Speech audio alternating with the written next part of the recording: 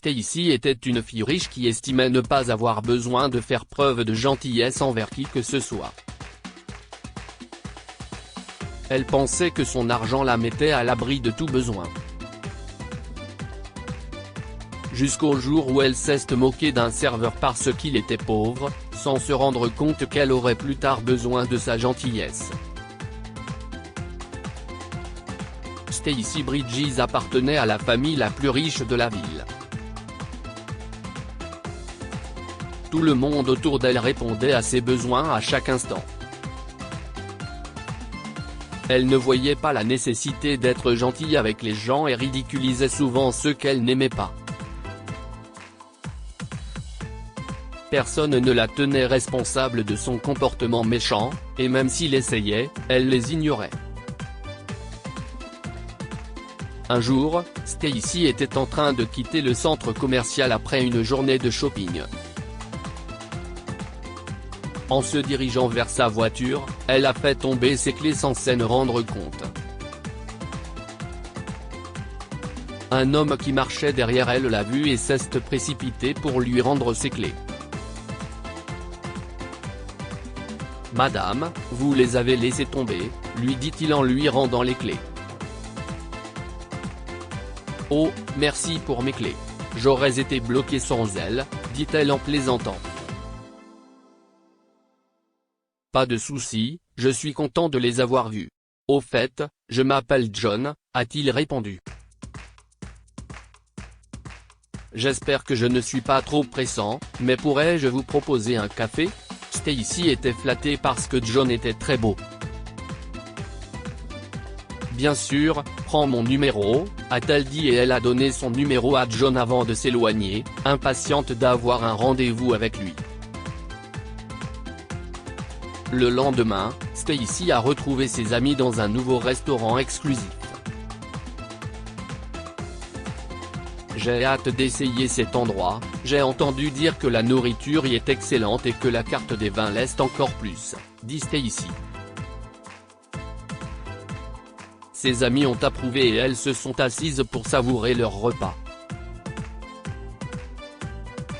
Mira et Jen sont les seules amies de Stacy, car elle traite toutes les gens de la même manière.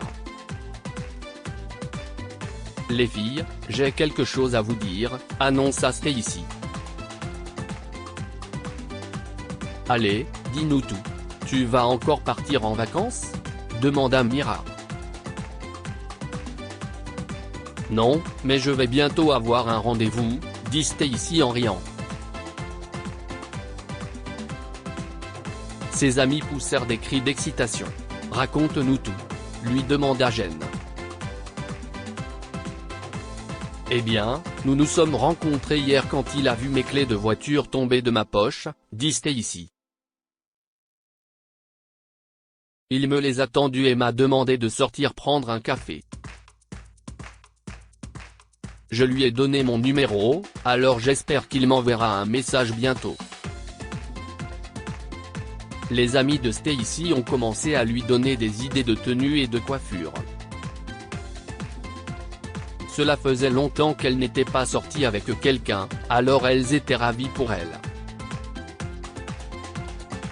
Elle est sortie avec Hank pendant 5 ans, puis elle l'a surpris en train de la tromper. Après avoir rompu avec lui, elle a passé 2 ans à jurer de ne plus avoir de relation amoureuse. Qu'est-ce ce qu'il fait dans la vie ? demanda Mira. Tu penses qu'il est médecin ou homme d'affaires ? demanda Jen. Avant qu'elle ne puisse répondre, Stacy a levé les yeux et a reconnu John dans le restaurant. « Oh mon Dieu, les filles, je n'arrive pas à y croire », dit Stacy. « Qu'est ce qu'il y a ? Tu vas bien ?» lui demandèrent ses amis. « John est ici », chuchota Stacy. « Et il porte un uniforme de serveur. » Stacy le montra du doigt et tous trois furent choqués de découvrir que Stacy avait été très enthousiaste à l'idée de sortir avec un serveur.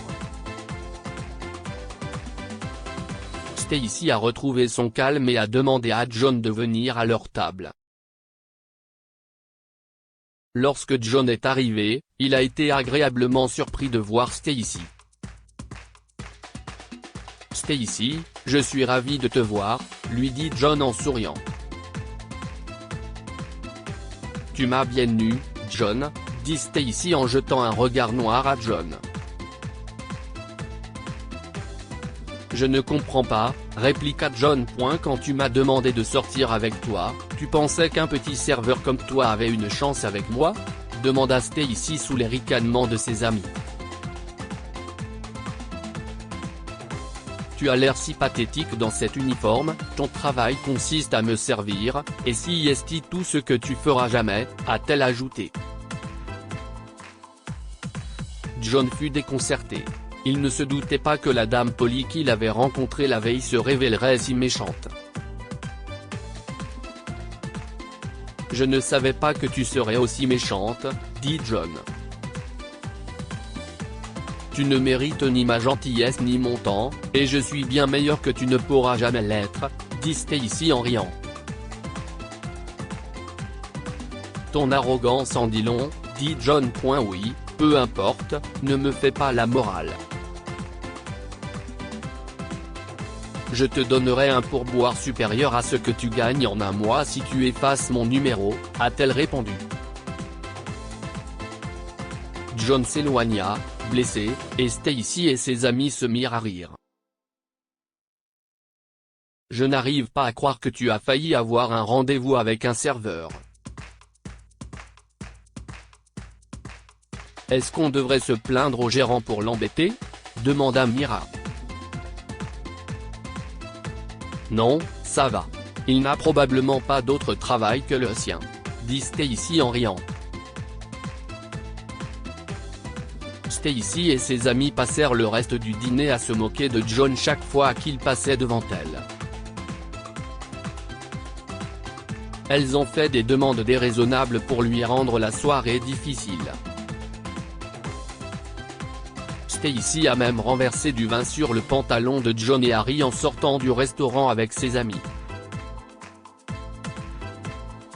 Lorsque Stacy est arrivée à la maison ce soir-là, elle a vu sa mère Brenda assise dans le noir et en train de sangloter. « Maman, tu vas bien ? Qu'est-ce ce qui se passe ?» a-t-elle demandé. « Si est ton père ?» lui a-t-elle répondu. « Il a eu un accident de voiture. » Les choses ne s'annoncent pas bien. Stacy se mit à pleurer. « On peut aller le voir ? demanda-t-elle. Les médecins sont encore en train de l'opérer, alors je suis rentrée à la maison pour t'attendre afin que nous puissions y aller ensemble, a répondu Brenda.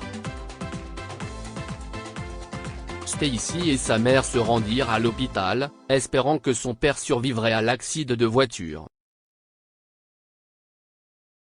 Elles étaient toutes deux terrifiées à l'idée de ce qui se passerait si ce n'était pas le cas.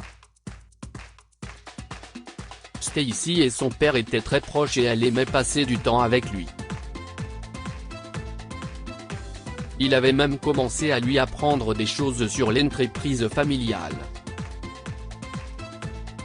Lorsqu'ils sont arrivés à l'hôpital, Brenda s'est précipitée vers le médecin qu'elle avait rencontré plus tôt lorsque son mari avait été transporté dans la salle d'opération.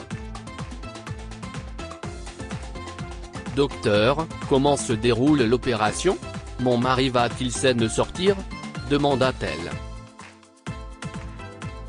Elle craignait d'entendre des nouvelles encore plus terribles de la part du médecin.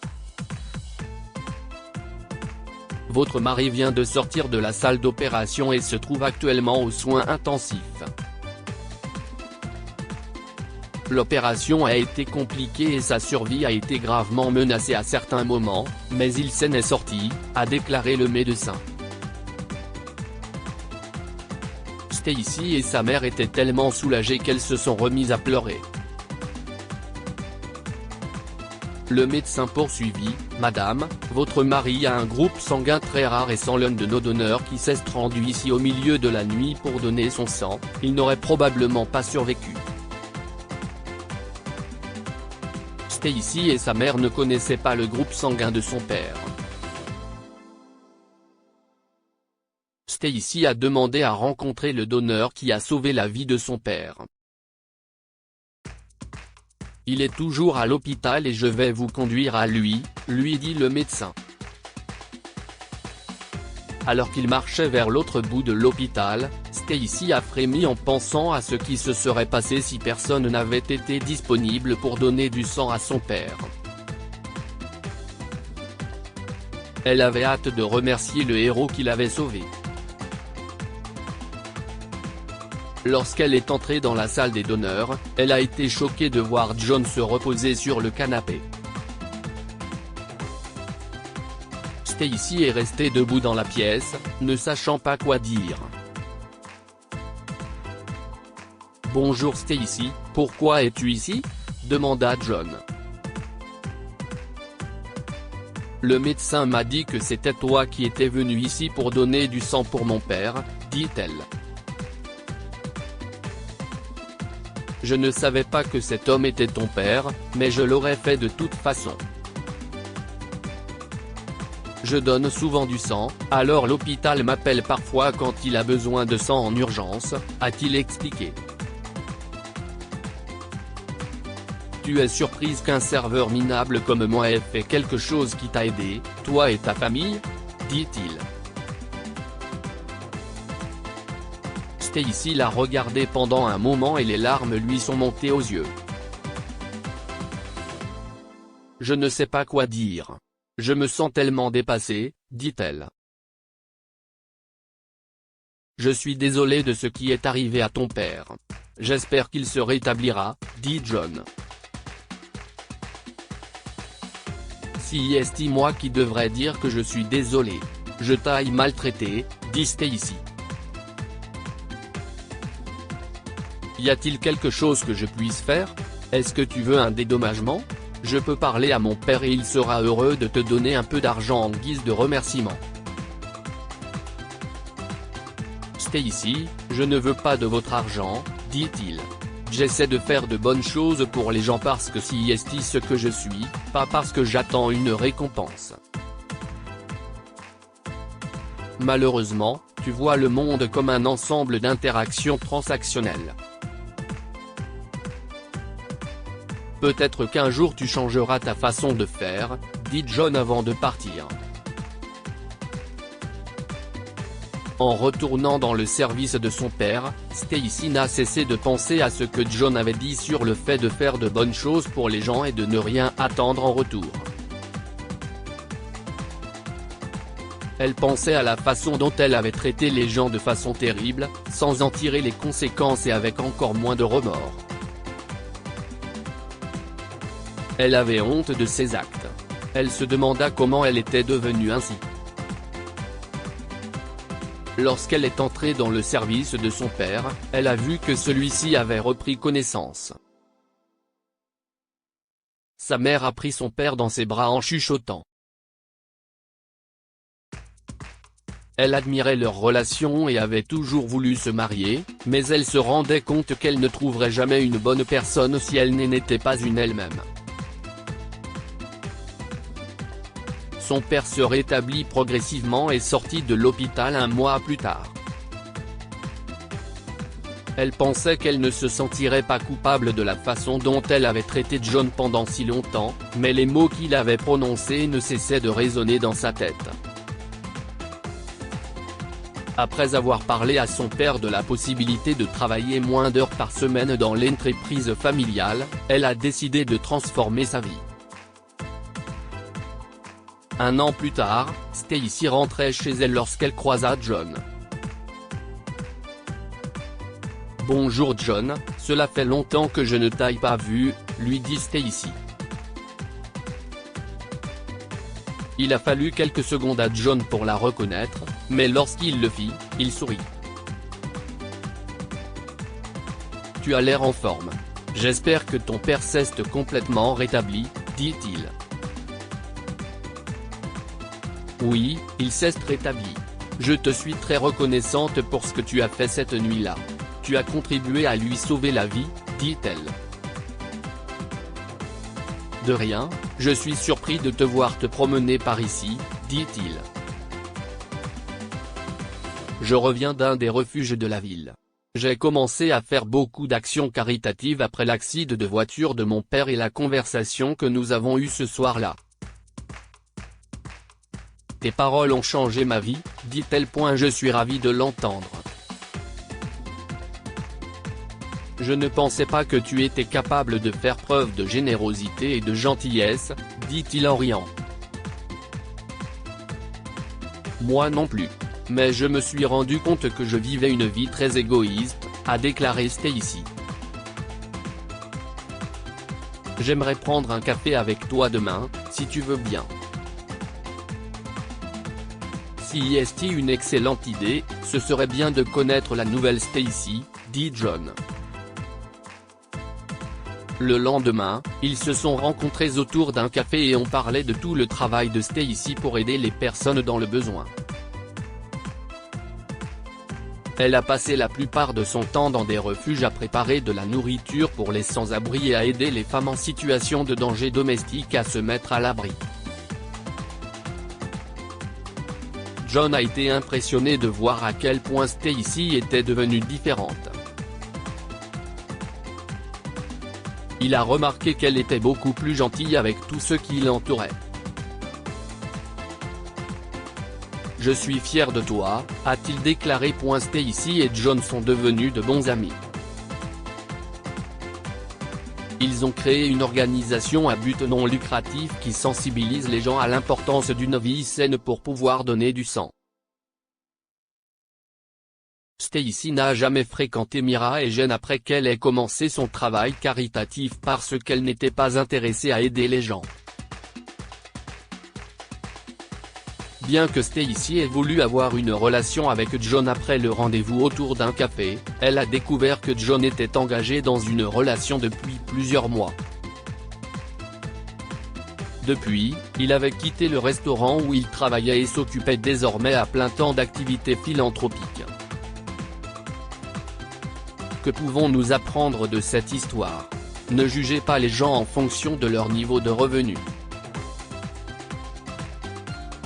Si Stacy n'avait pas considéré et humilié John sur la base de son niveau de revenu, ils auraient pu devenir de bons amis et peut-être même davantage bien plus tôt. Parfois, les personnes les plus pauvres sont les plus riches en esprit. John a pu rester calme et gentil tout au long de son expérience avec Stacy grâce à la qualité de sa personne. Sa générosité a sauvé la vie du père de Stacy. N'hésitez pas à partager cette histoire avec vos amis. Elle pourrait inciter des personnes à partager leur propre histoire ou à aider quelqu'un d'autre.